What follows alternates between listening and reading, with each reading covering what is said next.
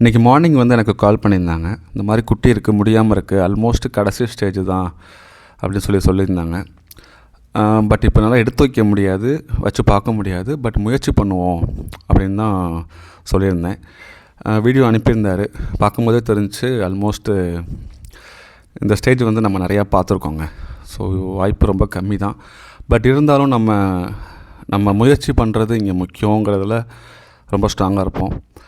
சரின்னு சொல்லிட்டு நான் ரெஸ்க்யூ அலாட் கொடுத்துருந்தேன். ஆட்டோக்காரங்க போனாங்க. போய் தூக்கி உள்ளே வைக்கும்போதே ஒரு மாதிரி வெறும் மூச்சு தாங்க இருந்துச்சு. சரி, ஓகே, ஹாஸ்பிட்டல் கொண்டு போகணுன்னு சொல்லிட்டு கொண்டு போயிட்டு வாசலில் நிற்கிறாங்க. அதான் கடைசி ஸ்டேஜுங்க. இதுக்கு மேலே நம்ம எதுவுமே பண்ண முடியாத சுச்சுவேஷனு.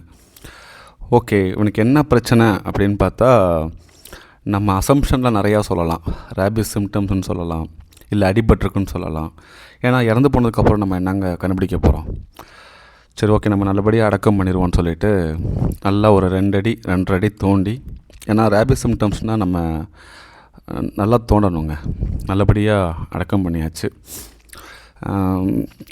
நம்ம கடந்து போகிறத விட சின்ன சின்ன விஷயங்கள் அவங்களுக்கு ப்ராப்பராக பண்ணிட்டோம்னா நமக்கு மனசு நிறைவடையும். இங்கே இழப்புகள் வரத்தான் செய்யும். ஆனால் அந்த கடந்து போகாமல் நம்ம எவ்வளோ முயற்சி பண்ணுறோம் தான் இங்கே இருக்குங்க. நன்றி.